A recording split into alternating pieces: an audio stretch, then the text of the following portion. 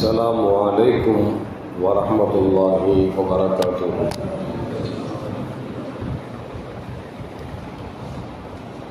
الحمد لله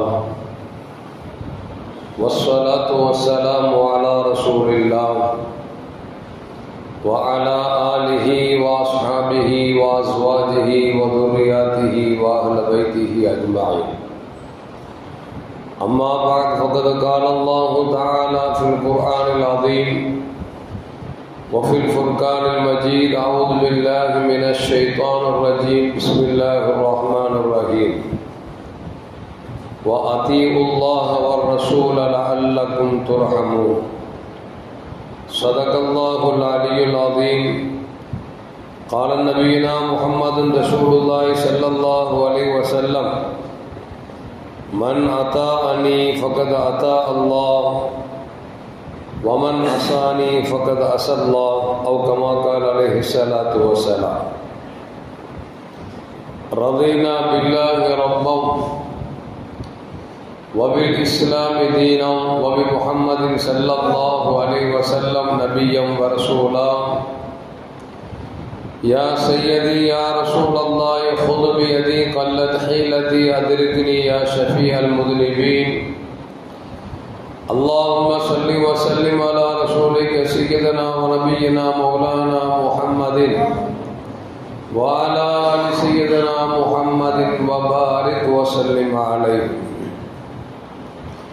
எல்லா புகழும் புகழ்ச்சியும் உருவமற்ற ஏக இறைவனாம் அல்லாஹ் ஒருவனுக்கு புகழனைத்தும் உரித்தாக்கி,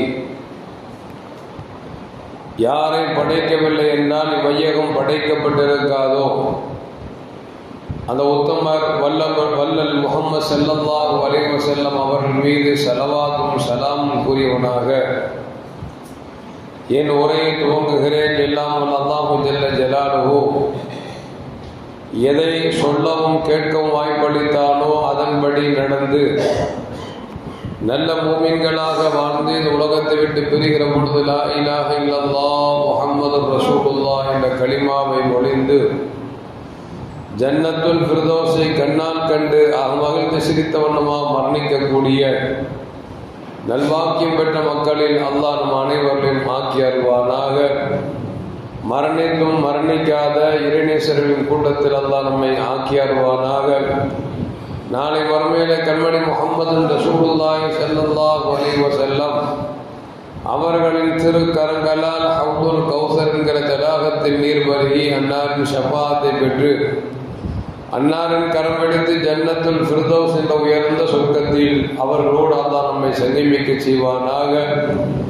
எல்லாவற்றுக்கும் மேலாக இறை அன்பை பெற்று இறைவனை பார்த்து பரவசம் அடையக்கூடிய அவனுடைய லிகாவையும் ரிதாவையும் பெற்ற மக்களில் அல்லாஹ் நம்மை ஆக்கி அருள்வானாக.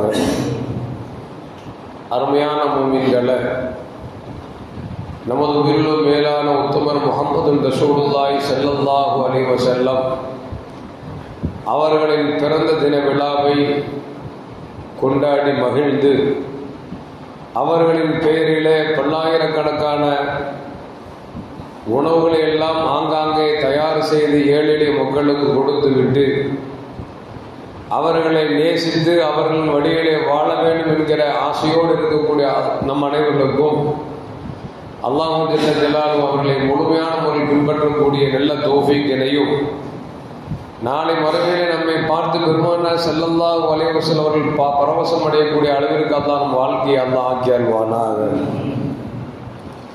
அருமையான மூமின்களே,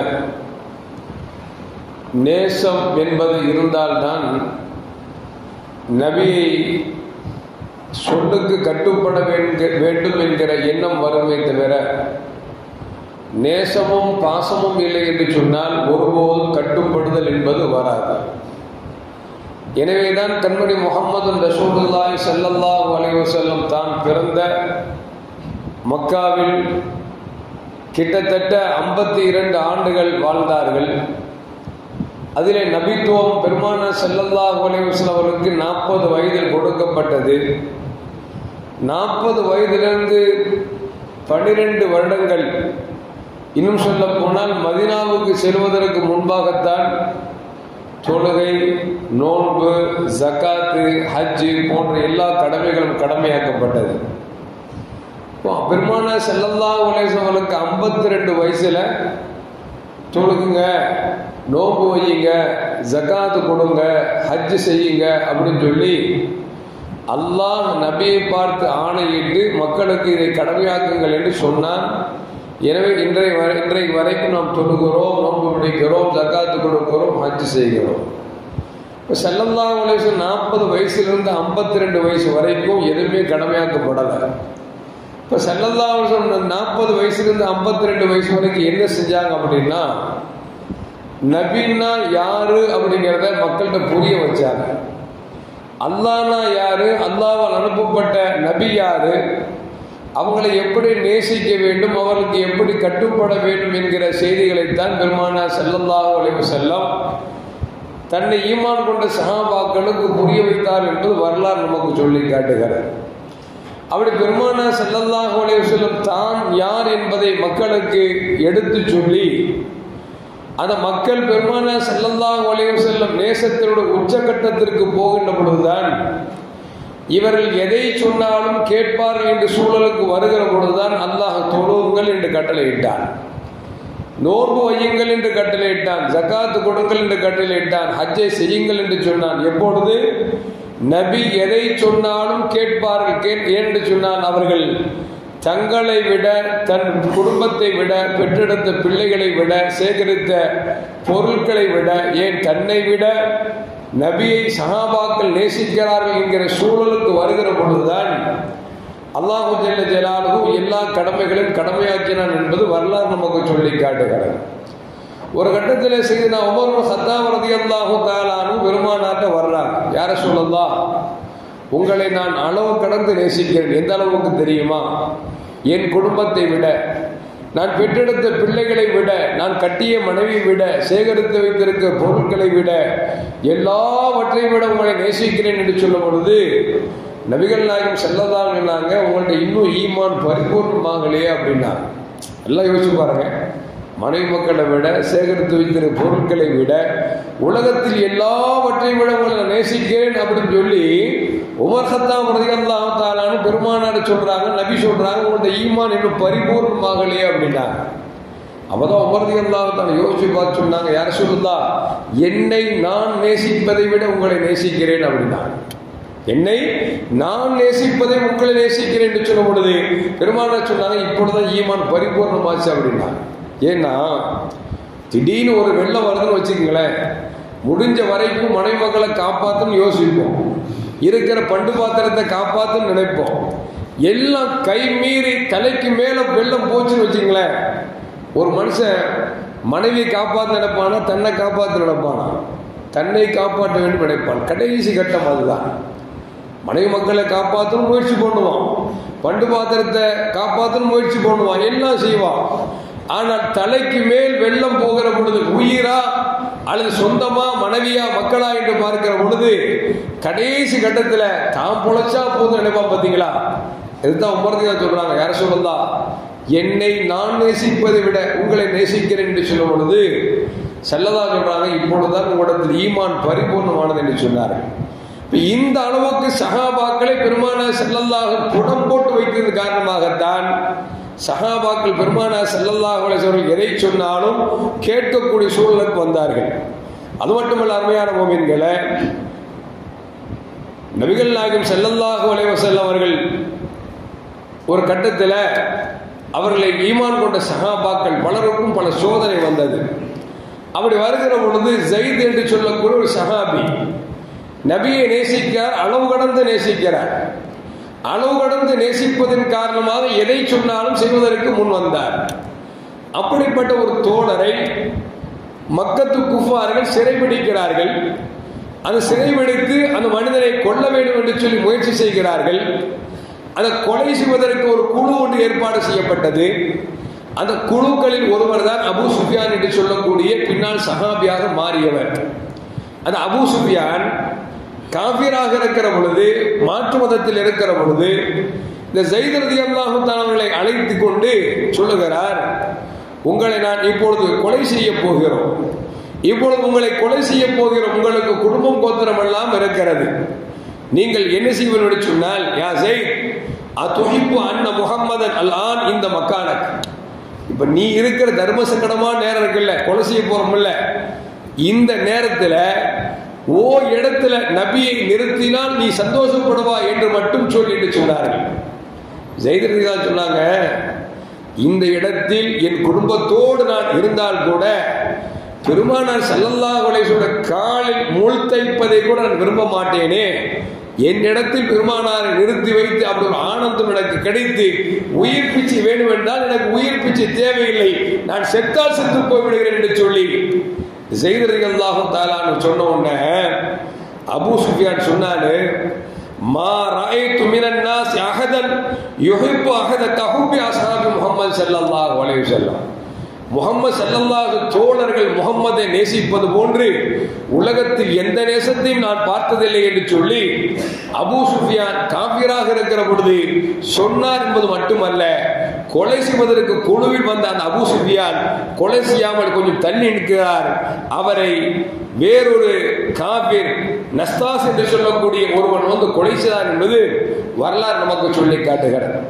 இன்னும் சொல்ல போனால் சையதுனா அலியும் கர்ரமல்லாஹு வஜ்ஹு அவங்கள்ட்ட கேட்பாங்க, உங்களுடைய கைஃபகான ஹுப்புக்கும் லி ரசூலுல்லாஹி ஸல்லல்லாஹு அலைஹி வஸல்லம், நபியுடைய நேசம் இருக்குதே அது உங்கள்ட்ட எந்த அளவுக்கு இருந்தது அப்படிங்கிறத ஒரு சஹாபி பேட்டி கேட்கிற பொழுது அவங்க சொல்றாங்க, வல்லாஹி சும்மா சொல்லல, அல்லாஹ்வை சத்தியமாக சொல்லுகிறேன், அல்லாஹ்வை சத்தியமாக சொல்லுகிறேன், அஹப்பு இலைனா மின் அம்பாலினா, நாங்கள் சேகரித்து வைத்திருக்க பொருட்களை விட, அவுலாதினா நாங்கள் ஈண்டெடுத்து வைத்திருக்க பிள்ளைகளை விட, ஆபாயினா எங்களுக்கு உலகத்தை காட்டி தந்தார்களே அந்த பெற்றோர்களை விட, உம்மஹாத்தினா என் தாயை விட, ஏன் இன்னும் சொல்ல போனால் கடும் வெப்பத்தில் குளிர்ந்த நீர் கிடைத்தால் அந்த தொண்டைக்கு எவ்வளவு இதமாக இருக்கும், இதை விட நாங்கள் நபியை அலாதியாக நாங்கள் நேசித்தோம் என்று சொல்லி சையதுனா அலியும் கர்ரமல்லாஹு வஜ்ஹு சொல்லி தருகிறார்கள். இந்த 12 வருடங்களாக நபிகள் நாயகம் ஸல்லல்லாஹு அலைஹி வஸல்லம் சஹாபாக்களை தன்னை நேசிக்கிற அளவிற்கு நடந்தது மட்டுமல்ல, அந்த நேசத்தையும் பாசத்தையும் சஹாபாக்களுக்கு மத்தியில் ஊட்டினார்கள். ஊட்டியதற்கு பிறகுதான் அல்லாஹ் சொன்னான், தொழுவுங்க அப்படின்னா உடனே தொழுதார்கள். நோன்பு வையுங்கள் என்றார்கள், நோன்பு வைத்தார்கள். ஜகாத்து கொடுங்கள் என்று சொன்னார்கள், ஜகாத்தை கொடுத்தார்கள். ஹஜ்ஜை செய்யுங்கள் என்று சொன்னார்கள், செய்தார்கள். ஏன் இன்னும் சொல்ல போனால் ஒவ்வொரு வீடுகளிலும் மது கிண்ணங்களை நிறைந்த நேரத்தில் மது குடிப்பது ஹராம் என்று சொன்னார்கள். பானை எல்லாம் ரோட்டுக்கு வந்தது என்பது வரலாறு நமக்கு சொல்லி காட்டுகிறது. வட்டி கூடாது என்பதை பெருமானார் ஸல்லல்லாஹு சொன்னார்கள், வட்டியை தவிர்த்தார்கள். விபச்சாரம் கூடாது என்று சொன்னார்கள், விபச்சாரத்தை தவிர்த்தார்கள். என்று சொன்னால் நபி ஒன்றை சொன்னவர் இனிமேல் செய்யக்கூடாது என்கிற அந்த பக்குவத்திற்கும் நேசத்திற்கும் தள்ளப்பட்டார்கள் சஹாபாக்கள் என்பதை வரலாறு நமக்கு சொல்லி காட்டுகிறது. அருமையான முஃமின்களே, எனவேதான் அல்லாஹ் சொல்வான், அத்தீஉல்லாஹ் வ ரசூல், அல்லாஹ்வுக்கு கட்டுப்படுங்க, ரசூலுக்கு கட்டுப்படுங்க அப்படிங்கிறான். அல்லாஹ்வுக்கு கட்டுப்படுங்க எங்கெல்லாம் சொல்றானோ அங்கெல்லாம் ரசூலுக்கு சேர்த்து கட்டுப்படுங்கள் என்று சொல்கிறார். இப்படி ஒரு இடங்கள் 2 இடங்கள் அல்ல, 12 இடங்களில் அல்லாஹ் ஜல்ல ஜலாலுஹு எனக்கும் ரசூலுக்கும் கட்டுப்படுங்கள் என்று சொல்கிறார். அது மட்டுமல்ல, வேறு சில இடங்களில் அல்லாஹ் சொல்கிறான், யா அய்யுஹல்லதீன ஆமனு அத்தீஉல்லாஹ வ அத்தீஉர் ரசூல, அல்லாஹ்வுக்கும் கட்டுப்படுங்கள் ரசூலுக்கும் கட்டுப்படுங்கறான். அல்லாஹ்வுக்கு கட்டுப்படுங்கன்னு தனியா சொல்றான், ரசூலுக்கு கட்டுப்படுங்க சொல்றான். ஆனா 12 இடங்களில் அல்லாஹ்வுக்கும் ரசூலுக்கும் சேர்த்தே கட்டுப்படுங்கள் என்று சொல்றான். ஏன் அல்லாஹ்வுக்கு கட்டுப்படணும், நம்ம அல்லாஹ்வுக்கு கட்டுப்பட முடியாது. அல்லாஹ் நேரா வந்து சொல்லலையே, அல்லாஹ் சொன்னால் தொழுவுங்கள் என்று பெருமானார் சொன்னார்கள். எனவே நாம் ரசூலுக்கு கட்டுப்படுகிற பொழுது நாம் அல்லாஹ்வுக்கு கட்டுப்படுகிறோம். ஜகாத்தை கொடுங்கள் என்று அல்லாஹ் ரசூலுக்கு சொன்னார், ரசூல் ஸல்லல்லாஹு உம்மத்துக்கு சொன்னார்கள். அல்லாஹ் ஜகாத்தை கொடுக்க சொல்கிறார் என்று பெருமானார் ஸல்லல்லாஹு சொன்னார்கள். எனவே நபிக்கு கட்டுப்படுவதை கொண்டுதான் நாம் அல்லாஹ்வுக்கு கட்டுப்பட முடியுமே தவிர நபிக்கு நான் கட்டுப்பட மாட்டேன், அல்லாஹ்வுக்கு மட்டும் கட்டுப்படுவேன் என்று சொன்னால் அவன் உண்மையான மூமின் அல்ல என்பதையும் இந்த குர்ஆன் நமக்கு சொல்லி காட்டுகிறது. அருமையான மூமின்களே, இப்படி பார்க்கிற பொழுது அல்லாஹ் எங்கெல்லாம் தனக்கு கட்டுப்படுங்கள் என்று சொல்கிறானோ அங்கெல்லாம் ரசூலுக்கு கட்டுப்படுங்கள் என்று நமக்கு சொல்லி காட்டுகிறார். அது மட்டுமல்ல அருமையான மூமின்களே, நபியின் நேசம் இருந்தால் மட்டும்தான் இந்த உலகத்திலும் நாளை மறுமையிலும் நாம் வெற்றி பெற முடியுமே தவிர நபியின் நேசம் இல்லாமல் வெறும் செயல்பாடு மட்டும் இருந்தால் நம்மால் ஒன்றும் செய்ய முடியாது. இன்றைக்கு தான தர்மம் முஸ்லிம்களும் கொடுக்கிறார்கள், நம்மை விட காபிரும் கொடுக்கத்தான் செய்கிறார்கள். நாம் ஜகாத் 2.5% கொடுக்கிறோம் அப்படின்னா தன் சொத்துக்களை முழுதாக கொடுக்கக்கூடிய எத்தனையோ காப்பீர்கள் இருக்கிறார்கள். ஆனால் அவர்கள் கொடுத்தாலும் இந்த உலகத்தில் வேண்டால் இறைவனத்தில் பிரதிபலனை பெற்றுக் கொள்ளலாமே தவிர மறுமையில் அவர்களுக்கு நிரந்தர நரகம் என்பதில் இந்த மாற்று கருத்தும் அல்ல. அருமையான முஃமின்களே, ஆனால் நபியின் நேசம் இருந்தால் மட்டும்தான் நம்மிடத்தில் ஈமான் குடிகொள்ளும், ஈமானை பெற முடியும். நபியின் நேசம் இல்லை என்று சொன்னால் ஈமான் குடிகொள்ளார். அறிவிக்கிறார்கள், நபிகள் நாயகம் ஸல்லல்லாஹு அலைஹி காலத்தில் அப்துல்லா ஒரு சஹாபி, ஒரு தோழர், ஒரு மனிதர், அவருக்கு பேரு ஹிமார் அப்படின்னு ஒரு பேரும் இருக்கிறது. பயங்கரமான குடியார், பயங்கரமான மது குடிக்கக்கூடியவர். எந்த அளவுக்கு என்று சொன்னால் அவர் குடித்து விட்டு வருவார், நபிகள் நாயகம் ஸல்லல்லாஹு அலைஹி வஸல்லம் பேசி நபியை சிரிக்க வைப்பார். சில மது குடிச்சிட்டாங்க வச்சுங்களேன், அவன் என்ன பேசுறான்னு தெரியாது. அவன் பேசினாவே நமக்கே சிரிப்போம். ஏன்னா அவன் சாதாரண முட்டாளா இருப்பான், தத்துவமா பேசிட்டு இருப்பான். மது உள்ள போயிடுச்சு அப்படின்னா, நீ கண்ணதாசன் இன்னைக்கு நீ பேர் வாங்குறதுக்கு என்ன காரணம்? ஒரு கிண்ணத்தில் மது, இன்னொரு கிண்ணத்தில் பேனா. இன்னைக்கு அவன் எழுதாத கவிதை இல்லை என்கிற அளவிற்கு அவன் இன்றைக்கு பேர் வாங்கி விட்டான். அதுபோன்று இந்த தோழரு அப்துல்லாங்கிறவரு அப்பப்ப மது குடிச்சிருச்சுவார்னா நபிகிட்ட பேசும்போது நபியை சிரிக்க வைப்பார். ஒரு கட்டத்தில் நபிகள் நாயகம் ஸல்லல்லாஹு அலைஹி வஸல்லம் மதுவோட சட்டம் வந்த பொழுது அவருக்கு கசையடி கொடுக்க சொல்லுகிறார்கள்.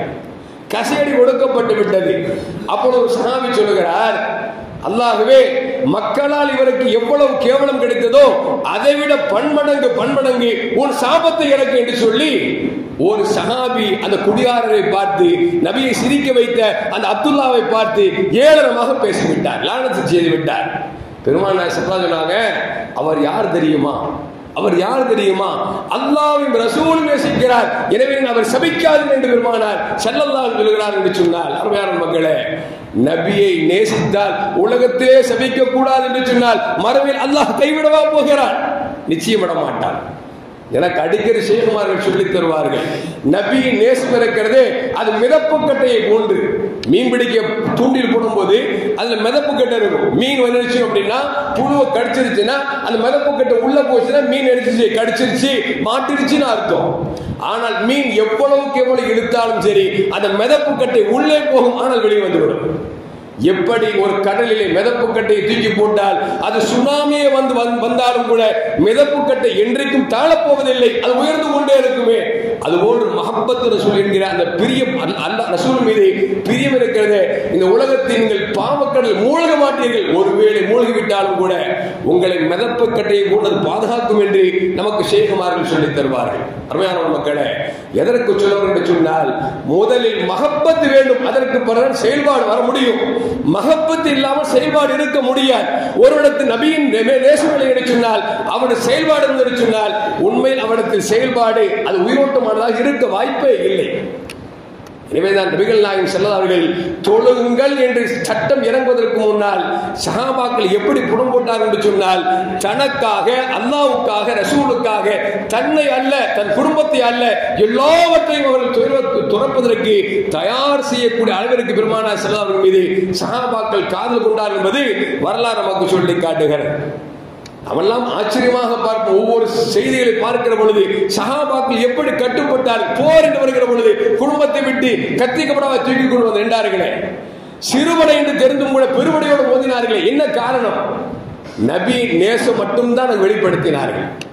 அது வெளிப்படுத்தின் காரணமாகத்தான் ஸல்லல்லாஹு அலைஹி வஸல்லம் எப்படி நடந்தார்களோ அப்படி நடக்க வேண்டும் ஆசைப்பட்டார்கள், எப்படி உறங்கினார்களோ அப்படி உறங்க வேண்டும் ஆசைப்பட்டார்கள், எப்படி ஆடை அணிந்தார்களோ அப்படி ஆடை அணிய வேண்டும் ஆசைப்பட்டார்கள், நபியை போன்று நாமும் ஆக வேண்டும் ஆசைப்பட்டார்கள். அருமையான முஃமின்களே, அபூ மஸ்ஊத் அல்-பத்ரி ரலியல்லாஹு தஆலா அன்ஹு சொல்கிறார்கள், ஒரு நாள் என்ன ஒரு வேலைக்காரன் சரியா வேலை செய்யல, கோவம் எனக்கு அதிகமாக வந்துருச்சு. வேலைக்காரன் வேலை செய்யலைன்னா என்ன செய்ய முடியும்? இப்பெல்லாம் போலீஸ் உடனே கம்ப்ளைண்ட் பண்ணி கொடுத்துறோம், அப்பெல்லாம் ஒன்றும் செய்ய முடியாது. அடி சாட்டை எடுத்தேன், விளாசன் யார என்கிட்ட பணி செய்யக்கூடிய பையன் சரியா வேலை செய்யணும்னு கோவம் தலைக்கு மேல உச்சி கேறிடுச்சு. சாட்டை எடுத்த அடின்னு அடிச்சுட்டேன். அப்படி அடித்துக் கொண்டிருக்கிற பொழுது ஃபஸமியது ஸௌத்தன் மின் ஹல்ஃபி, என் பின்னால் சத்தம் கேட்கிறது, யஅலம் யா அபா மஸ்ஊத், அபா மஸ்ஊதே, விளங்கிக்கொள், அறிந்து கொள் என்கிற ஒரு சத்தம் வருகிறது. ஃபலம் அஃபஹு ஸௌத மினல் கலப், அது கோபத்தின் வெளிப்பாடு எனக்கு தெரியவில்லை சொல்லுகிறார். ஃபலம்மா தனா மின்னி இதன் ஹுவ ரசூலுல்லாஹி ஸல்லல்லாஹு அலைஹி வஸல்லம், இந்த சத்தம் கொடுத்து கொண்டே சத்தம் நெருங்குகிறது.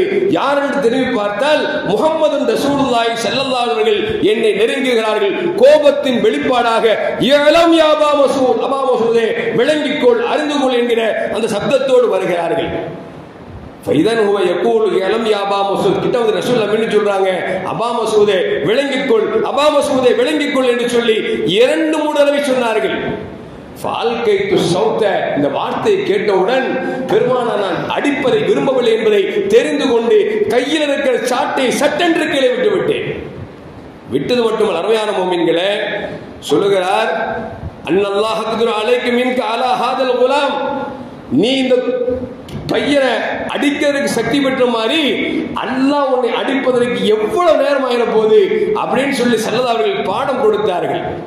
அந்த சஹாபி சொல்லுகிறார், ஃபகுல்து லா அத்ரு மம்லூகன் பாதஹு அபதா, அதற்கு பிறகு நான் எந்த வேலைக்காரன் கை தொட்டதே இல்லையே, அந்த அளவுக்கு நான் பெருமானார் ஸல்லல்லாஹு அலைஹி வஸல்லம் அந்த கோப வார்த்தை என் வாழ்நாளில் அதற்கு பிறகு சாட்டையை தூக்கியதில்லை என்று சொல்லி அபா மஸ்ஊத் ரலியல்லாஹு தஆலா சொல்கிறார் என்று சொன்னால், அருமையான மக்களே, இதுதான் சஹாபாக்கள். நாம் கூட கேள்விப்படுறோம், மனைவியை கன்னத்தில் அடிக்காதங்கிறோம், கேள்விப்படதான் செய்கிறோம். ஆனால் வீட்டில் போய் கோபம் வந்துருச்சுன்னா சட்டுன்னு தான் அடிக்கிறோம், மனைவிட்டு தான் அடிக்கிறோம். ஏன்னா நம்மளோட நபியுடைய பாசம் அவ்வளோதான். அவங்க சொல்றாங்க, வாழ்நாளில் எப்போ ஸல்லல்லாஹு சொன்னார்களோ அதற்கு பிறகு சாட்டையை தூக்கியதில்லை என்பது மட்டுமல்ல, யாரையும் அடித்ததில்லை என்கிறார்கள். அருமையான மக்களே, இந்த சூழலுக்கு தள்ளுவதற்கு காரணம் சொன்னால் நபியின் மீது கொண்ட நேசம் என்பதை விளங்கிக் கொள்ள வேண்டும். அது மட்டுமல்ல, ஜாபீர் இப்னு அப்துல்லா ரலியல்லாஹு அறிவிக்கிறார்கள், லம்மா இஸ்தவா ரசூலுல்லாஹி ஸல்லல்லாஹு அலைஹி வஸல்லம் யௌமல் ஜும்ஆ, ஜும்ஆ அன்று பெருமானார் ஸல்லல்லாஹு மெம்பரில் அமர்கிறார்கள். பார்த்துவிட்டு சொன்னார்கள், இஜ்லிசு, அப்படியே அமருங்கள் என்று சொன்னார்கள். இஸ்லாத்தின் ஆரம்ப காலம் சஹாபாக்கள் பள்ளிவாசலுக்குள்ள ஆங்காங்க நின்று கொண்டிருக்கிறார்கள். இதை பார்த்து பெருமானார் சொல்றாங்க, அப்படியே அமருங்கள் அப்படிங்கிறாங்க. இப்னு மஸ்ஊத் ரலியல்லாஹு தஆலா இந்த சத்தத்தை இப்னு மஸ்ஊத் ரலியல்லாஹு கேட்கிறாங்க. எங்க வச்சு கேட்கிறாங்க அப்படின்னா, வாசல்ல செருப்பு கழட்டுவோம் இல்ல, அந்த இடத்துல சப்தம் போய் விழுந்தவுடன் செருப்பு கழட்டும் இடம் என்று பார்க்கவில்லை, அப்படியே உட்கார்ந்து விட்டார்கள். ஸல்லல்லாஹு அலைஹி வஸல்லம் அவர்கள் அவரை அழைத்து சொன்னார்கள், நான் உங்களுக்கு சொல்லவில்லை, ஆங்காக நிற்கக்கூடியவருக்கு தான் சொன்னேன். அபூ மஸ்ஊத் சொல்றாங்க, இப்னு மஸ்ஊத் சொல்றாங்க, யா ரசூலல்லாஹ், உங்கள் வார்த்தையின் காது விழுந்த பிறகு ஒரு அடி எடுத்து வைத்தேன் என்று சொன்னால் நான் உங்களுக்கு மாறு செய்தவனாக விடுவேன். எனவே நான் செருப்பு போட வேண்டும் என்றெல்லாம் பார்க்கவில்லை, அப்படியே அமர்ந்து விட்டேன் என்று சொல்லி இப்னு மஸ்ஊத் ரலியல்லாஹு தஆலா அன்ஹு சொல்லுகிறார்கள். அது மட்டுமல்ல, அருமையான மோமின்களே, இன்னொரு ஹதீஸில் அப்துல்லா இப்னு அப்பாஸ் அறிவிக்கிறார்கள், ஸல்லல்லாஹு அலைஹி வஸல்லம் ஒரு தோழரை பார்க்கிறார்கள். அந்த தோழர் தங்க மோதிரம் போட்டிருக்கிறார், கை நிறைய தங்க மோதிரம், பெரிய மோதிரம் போட்டிருக்கார். ஸல்லல்லாஹு பார்த்தோன்னு கோபம் வந்துருச்சு. ஏன்னா அல்லாஹ்வுக்கு பிடிக்காத செயலை செய்தோம் என்று சொன்னால் நபிக்கு கோபம் வந்துவிடும். ஆண்கள் தங்கம் அணிவது ஹராமாக்கப்பட்டிருக்கிறது. ஸல்லல்லாஹு போனாங்க, அவர் கையை நீட்டினாங்க, நீட்டி சொன்னாங்க, அவர் நீட்டினார், தங்க மோதிரத்தை கலட்டி சொன்னார்கள், நரகத்தினுடைய ஜுவாலை அணிந்திருக்கிறாய் என்று சொல்லி அந்த தங்க மோதிரத்தை கலட்டி தூக்கி வீசிட்டார். கலட்டி தூக்கி வீசிட்டாங்க. ஸல்லல்லாஹு தூக்கி வீசிட்டு போயிட்டாங்க. சாமி நிற்கிறாரு, பக்கத்துக்கு சாப்பாக்கு சொல்றாங்க, ரசூலுல்லாஹ் இப்போ போயிட்டாங்கல்ல, தங்க மோதிரத்தை எடுத்து வேற ஏதாவது பயன்படுத்த வேண்டியதானே, வேறாவுக்கு பயன்படுத்த வேண்டியதான சொன்னாங்க. நபிக்கு பிடிக்காத அந்த தங்க மோதிரம் எவ்வளவு உச்சத்தில் வெளியிருந்தாலும் அது எனக்கு தேவையில்லை என்று சொல்லி அந்த தோழர் தொடவில்லை என்று சொன்னார். அருமையான மக்களே, இதுதான் சஹாபாக்கள். நம்ம மாப்பிள்ளை தங்க மோதிரம் போட்டிருந்தா நம்ம போய் சொல்ல வேண்டியிருக்கு, நிக்காம முடிகிற வரைக்கும் தங்கத்தை கழட்டிக்குங்க. உன்னை பக்கத்து சொல்லுவார், அஜரத்து எந்த நோக்கத்துக்கு வந்து அதை செய்யுங்க அஜரத்து, தங்க மோதிரம் போட்டிருக்காரா, இடுப்புல வளையம் கிடையாது, உங்களுக்கு தேவையா? யாரு பெரிய மனுஷன் எதுக்கு சொல்ல வர்றேன்னா, கலட்டிட்டு பக்குவாதுக்கையா, இது வந்து மக்கள்லாம் ஒரு மாதிரி பார்ப்பாங்களே, நம்மளுக்கு தெளிவாக பேச முடியாது இல்லை, சில விஷயங்களை பேச முடியும், சில விஷயங்களை பேச முடியாது. ஏன்னா நமக்கு 2 பேர் ஆதரவுங்கிறத விட 20 பேர் எதிர்ப்பாளி ஜாஸ்தியா இருப்பான். உனக்கு பெரியவர் சொல்வார், வந்தீங்களா குதுபா ஓந்தீங்களா நிக்கா நடத்தீங்களா போங்கன்றீங்க அஜர்த்து, தங்க மோகத்தை கழட்டு கழுத்துல செய்யற கழு உங்களுக்கு தேவையா பாரு. இங்க சாமி பாருங்க சொல்றாங்க, நபிதான் கலட்டி போட்டு போயிட்டாங்களே, இப்ப நபிதான் இல்லையே, நீங்க தங்கத்தை எடுத்து வேற ஏதாவது பயன்படுத்தலாம்ல, உங்க மனைவி மக்களுக்கோ அல்லது வித்து வேற வியாபாரத்துக்கோ பயன்படுத்தலாம்னு அந்த சஹாபி சொல்றாரு. நபிகள் நாயகம் ஸல்லல்லாஹு அலைஹி வஸல்லம் விரல இருந்து கலட்டி வீசிய பிறகு இந்த மோதிரம் எனக்கு இனிமேல் தேவையில்லை என்று சொல்லி அந்த சஹாபி சொல்கிறார் என்று சொன்னால், நபியின் மீது எந்த அளவுக்கு பாசம் இருந்தால் அந்த சஹாபி அதை தூக்கி எறிந்திருப்பார், எரிந்த மோதிரத்தை எடுக்காமல் இருப்பார் என்பதை கொஞ்சம் யோசித்து பார்க்க வேண்டும். அருமையான முஃமினீன்களே, அது மட்டுமல்ல, அவுஃப் இப்னு மாலிக் அல்-அஷ்ஜயி ரலியல்லாஹு தஆலா அன்ஹு சொல்கிறார்கள், குன்னா இந்த ரசூலுல்லாஹி ஸல்லல்லாஹு அலைஹி வஸல்லம் திஸ்அத்துன் அவ் ஸமானியா அவ் ஸபா, நாங்கள் ரசூலுல்லாஹோடு இருக்கிற பொழுது 9 அல்லது 8 7 கொஞ்சம் நபர்கள் இருந்தோம். ரசூலுல்லாஹ் சொன்னாங்க, என்கிட்ட பையத்து செய்யுங்களேன் அப்படின்னாங்க. எல்லோரும் கையை நீட்டுங்கன்னாங்க. நான் கையை நீட்டினோம். ஸல்லல்லாஹு அலைஹி எங்கள் கரத்தை பிடித்தார்கள். பிடித்து விட்டு சொன்னார்கள், உங்க என்னிடத்தில் நீங்கள் பையத்து செய்யுங்கள் என்று சொன்னார்கள். அந்த பையத்து செய்கிறவங்க சொன்னாங்க, அன் தஅபுதுல்லாஹ் வலா துஷ்ரிக் பிஹி ஷைஆ, அல்லாஹ் மட்டும்தான் வணங்கணும், இறைவனுக்கு இணை வைக்க மாட்டேன் என்று சொல்லி உறுதிமானம் எடுங்கள் என்று சொன்னார்கள். சொல்லிட்டு சொன்னாங்க, வலா தஸ்வல்லா ஷைஆ, எக்காரணத்தை கொண்டு மக்களுக்கு தேவையாகாதீர்கள் என்று சொன்னார்கள். நாங்கள் உடன்படிக்கை எடுத்தோம். அந்த உடன்படிக்கைக்கு பிறகு நாங்கள் ஒட்டகத்தில் மேலிருந்து சாட்டை தவறி கீழே விழுந்தால் கூட யாரிடத்திலும் சாட்டை எடுத்துத்தாங்கள் என்று கேட்டதில்லையே. எப்படிங்க? ஒட்டகம் உயரமான இடம், உட்கார்ந்துட்டு சாட்டை கீழே வந்து நினைச்சுவான், தம்பி எடுத்துக்கோங்க சொல்லுமா இல்லையா? அந்த மாதிரி நிலை வந்தால் கூட யாரிடத்தில் நாங்கள் கையேந்தியதில்லை என்று சொல்லி அவுஃப் இப்னு மாலிக் அல்-அஷ்ஜயி ரலியல்லாஹு தஆலா அவர்கள் நமக்கு சொல்லி காட்டுகிறார்கள். உண்மையான முஃமினீன்கள் சஹாபாக்கள் மட்டுமல்ல, குழந்தையாக இருக்கக்கூடிய சஹாபாக்களும் அப்படித்தான் இருந்தார்கள். அம்ர் இப்னு அபீ ஸலமா ரலியல்லாஹு தஆலா அறிவிக்கிறார்கள், குன்து குலாமன் ஃபீ ஹிஜ்ரி நபி ஸல்லல்லாஹு அலைஹி வஸல்லம், ஸல்லல்லாஹுடைய மடியில குழந்தையா இருந்தேன். எங்க அம்மா வந்து சாப்பாடு கொடுத்தாங்க. நான் 2 கையில அப்படி இப்படி உழப்பினேன், வாயில அள்ளி போட்டேன்.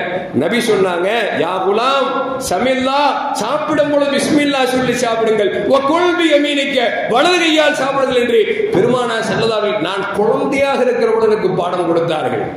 வகுல் மிம்மா எலிக், அங்குமிங்கும் எடுத்து சாப்பிடாதே, உனக்கு அருகாமல் இருக்கிற எடுத்து சாப்பிடுங்கள் என்று சொன்னார்கள்.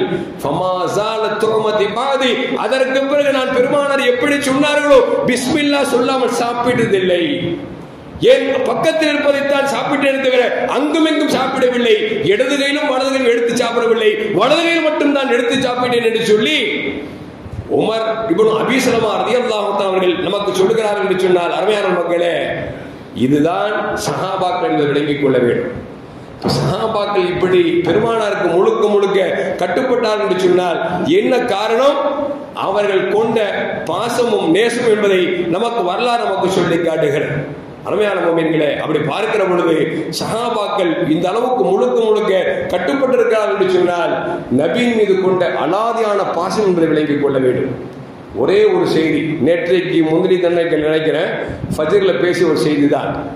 நபிகள் நாயகம் ஸல்லல்லாஹு அலைஹி வஸல்லம் ஒரு சின்ன பையன், தல்ஹத்து பர்ரா அப்படின்னு ஒரு சஹாபி வந்து சொன்னாங்க, யா ரசூலுல்லாஹ் இன்னி உஹிப்பு, உங்களை நேசிக்கிறேன் அப்படின்னாங்க. நம்மள்ட்ட ஒரு ஆள் வந்து திடீர்னு சின்ன பையன் வந்து அதில் உங்களை ரொம்ப பிடிக்கும்னு சொல்லான்னு வச்சுங்களேன், மனசையோட குளிர்ந்து போயிடும். நம்ம என்ன செய்வோம், நெசமாவாடா உனக்கு அப்படியா எனக்கு ரொம்ப பிடிக்குமா அப்படின்னு வீட்டில் பிரியாணி கூப்பிடுவான்னு கேட்டு பாருங்களேன், அப்படியே மண்டை சொல்லுவான். குழந்தை தானே. ஆனா இந்த சஹாபி வருகிறார், இன்னி உஹிப்பு, உங்களை நேசிக்கிறேன் என்று சொல்கிறார். நபிகள் நாயகம் ஸல்லல்லாஹு அலைஹி வஸல்லம் பார்த்து கேட்டாங்க, நெசமா அப்படி சொல்ற, என்னை ரொம்ப நேசிக்கிறியா? ஆமாமே யா ரசூலுல்லாஹ், எதை சொன்னாலும் செய்வாயா? ஆம் செய்வேன் என்று சொன்னார் சின்ன பையன். ரசூலுல்லாஹ் சொன்னாங்க, உப்புத்துல் அப்பாக்க, உன்னை பெற்றெடுத்த பெற்றோரை வெட்டி விட்டு வா அப்படின்னாங்க. யார? உங்க வாப்பா உம்மாவை போட்டு தள்ளிட்டு வான்னு சொன்னாங்க. இப்படி சொன்னா எந்த பையனாவது செய்வானாங்க? அட யதார்த்தமா நேசிக்கிறேன்னு சொல்றதுக்கா எங்க அப்பா அம்மா எடுத்து சொல்றீங்க, போயாண்டு போயிடும் அப்படித்தானே? சில சோதிக்கிறாங்க, எந்த அளவுக்கு நேச வைக்கிறான்னு சொல்லி. அந்த பையன் வார்த்தை காது விழுந்தவுடன் திரும்பி ஓடோடு செல்கிறான். நபிகள் நாயகம் ஸல்லல்லாஹு பார்த்து கொண்டே இருக்கிறார்கள், சிரித்துக் கொண்டே இருக்கிறார்கள். ஏன்னா எங்கதான் போறான் பாவுடு பாப்பா அப்படின்னு சொல்லிட்டு ரசூலுல்லாஹ் பார்த்துட்டே இருக்காங்க.